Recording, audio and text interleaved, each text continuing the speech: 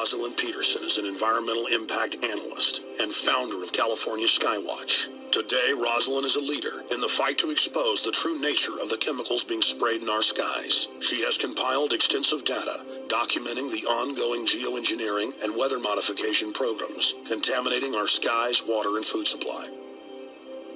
My name is Rosalind Peterson, and I was born and raised in Mendocino County in California. I was on a working farm in Mendocino County and grew up on a working farm. So I have a background in agriculture. I could drive a Cat tractor. I could do the irrigation systems. I decided to take environmental studies and planning course at Sonoma State University, where I got my degrees.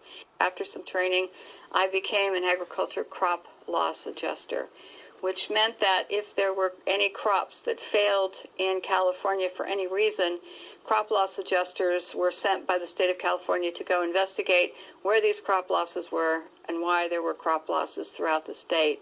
So I was traveling about 50,000 miles a year in this process from county to county, assessing what kind of crops, what kind of damage they had, and looking into the reasons for the failure itself and how much value the crop was that was lost at that particular time.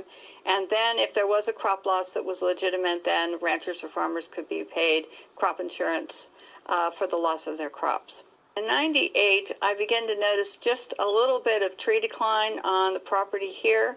I began to notice that some trees didn't look as healthy, and I started to worry about that just in the background as something that was nagging, because I was concerned about losing the beautiful trees we have around here.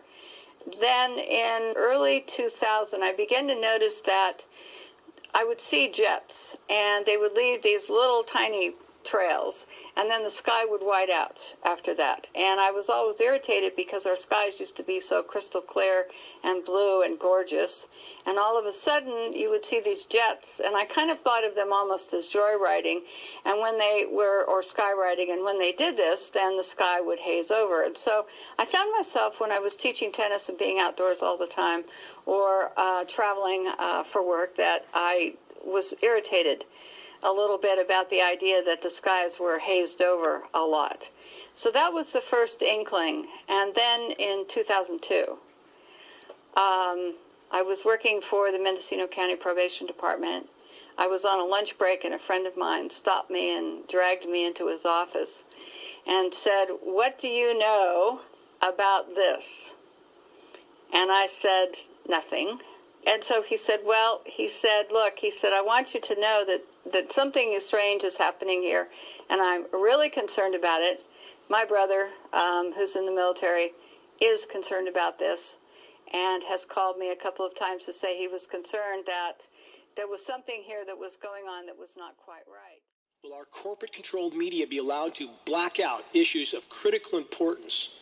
It will come down to this. It's up to us, the citizens of Northern California and elsewhere, to picket in the parking lots until the people at institutions like KRCR and the Record Searchlight, our local newspaper, decide to stop blacking out critical stories and start telling the truth.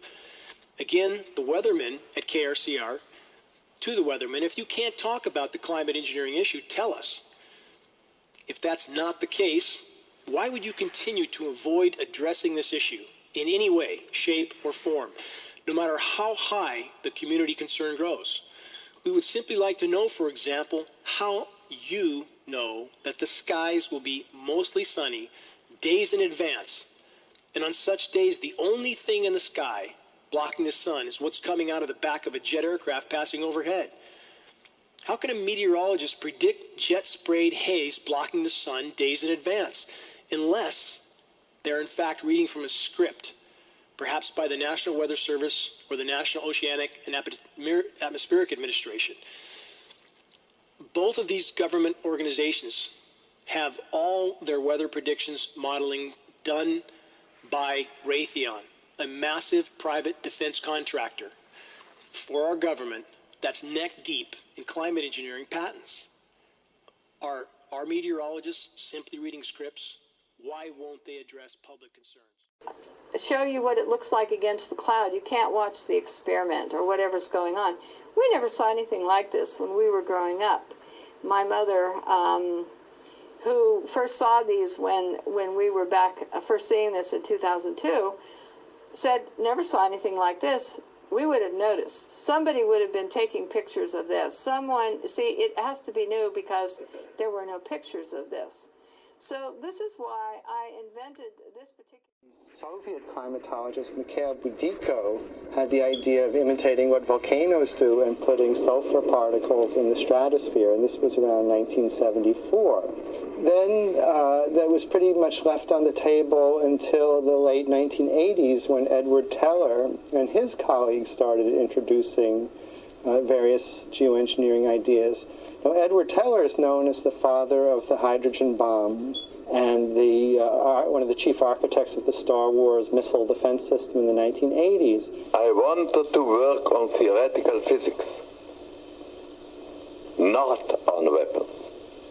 Until the day I heard President Roosevelt speak, and he said that if scientists in the free countries